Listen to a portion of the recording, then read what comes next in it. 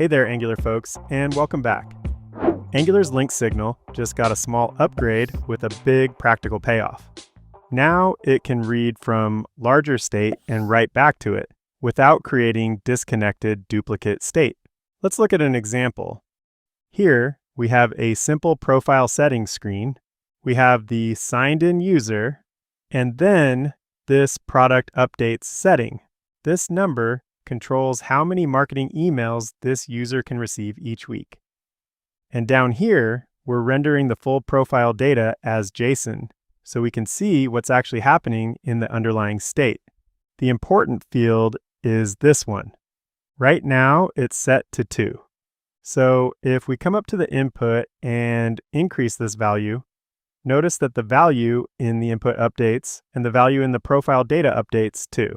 This input is not just managing its own isolated value, it's updating the actual profile object.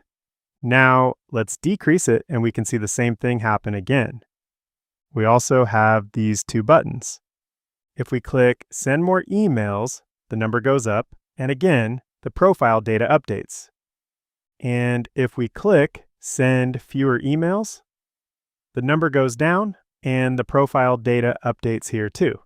So everything works, but the code required to wire this up is a little more spread out than it needs to be. And this is where the new linkedSignal feature in Angular 22 helps. Let's switch over and look at the code for this component. Here we have a user profile type. It has an ID, a name, an email, and then this field, max marketing emails per week. This is the field we're editing in the UI. Then inside the component, we have the actual profile signal.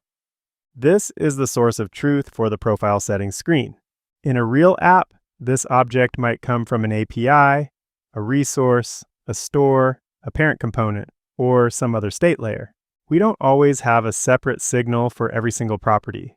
Often, we have a larger object, and the UI needs to edit one piece of it. So below that, we have this linkedSignal. This gives us a signal specifically for the max marketing emails per week property. The linkedSignal is reading its value from the larger profile signal. So anytime the profile changes, this linkedSignal can reflect the current value from the profile. But when we update this linkedSignal and need to write back to the profile too, it's not so clean. Here we have this set max marketing emails per week function that's called when the input value changes. This function receives the raw DOM value as a string, converts it to a number, clamps it to 0 or higher, and then passes it to our shared update method. So if someone clears the input or somehow gives us something that doesn't convert cleanly, we fall back to 0. Then we call this separate update max marketing emails per week method. And that method updates the full profile object. Here, we're not updating a separate standalone signal. We're updating the full profile object. That's why the JSON data updates when the input changes. Then the Send Fewer Emails button calls this function. It reads the current value from the linkedSignal, subtracts 1, prevents the value from going below 0, and then calls the same update method. Then the function for the Send More Emails button does basically the same thing, but adds 1. So everything works, but the code has one awkward split. The linkedSignal gives us a nice way to read this one field, but writing the value back to the profile still has to happen through a separate method. The read logic lives in the linkedSignal, and the write logic lives somewhere else. That's the part Angular 22 lets us clean up. With a custom setter, we can tell this field level signal exactly how to write back to the source state. So let's update this linkedSignal. Right now, it only has the computation. After the computation function, we add a second argument. This is an options object. And inside this object, we add a set function. This function receives the value that someone is trying to set on the linkedSignal. Now, inside this setter, we want to update the real source of truth, which is the profile signal. So we'll add the profile update logic into the linked signal itself now. Now, this linked signal knows how to read from the profile and write back to the profile.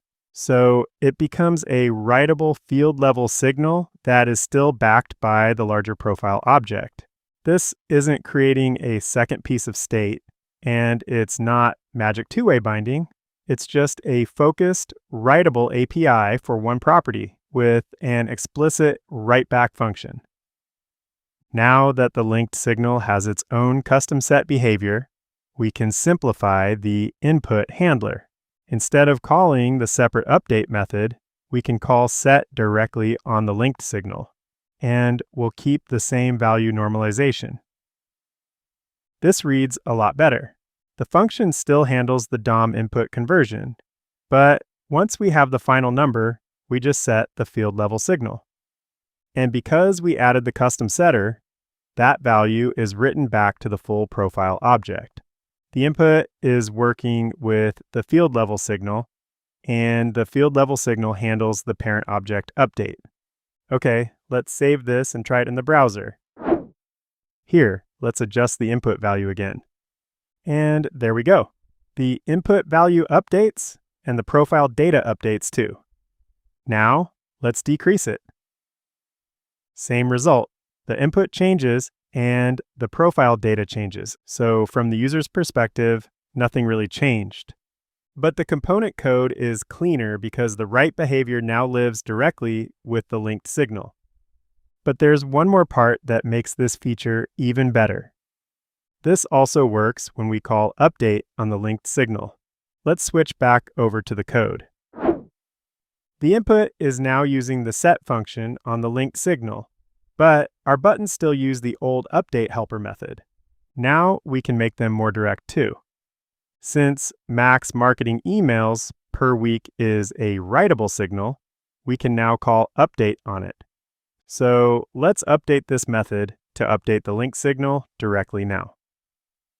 There, now this function reads like exactly what it does. Now let's do the same thing for send more emails. This is the part I really like, because both set and update now flow through the custom setter.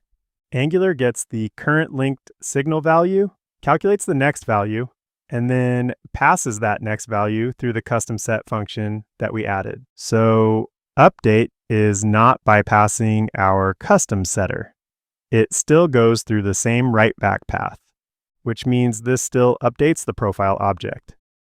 And now this helper has no job. Always a nice moment. We can delete it. So now the component is simpler. We have the source of truth, the profile signal. Then we have a field level linked signal. And the linked signal knows how to read from the profile and how to write back to the profile. Let's save this and test it. Okay, now let's click send more emails. Nice. The input value still increases and the profile data still updates. Now let's click send fewer emails. Same thing. The input value decreases and the profile data updates too. And if I keep clicking until it gets to 0, the value doesn't go negative. So the UI behavior is the same, but the state management is cleaner. So that's the new custom setter for linked signal in Angular 22. The important idea is simple. When your UI wants to work with one field, but your real state is a larger object, linked signal can now give you a writable field level API without creating a second source of truth. Reads come from the parent signal. Writes go back to the parent signal. Small API change. Very practical state management improvement.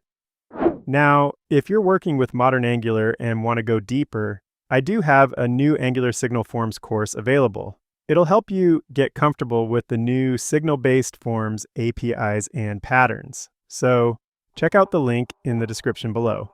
All right, thanks for watching, and I'll see you in the next one.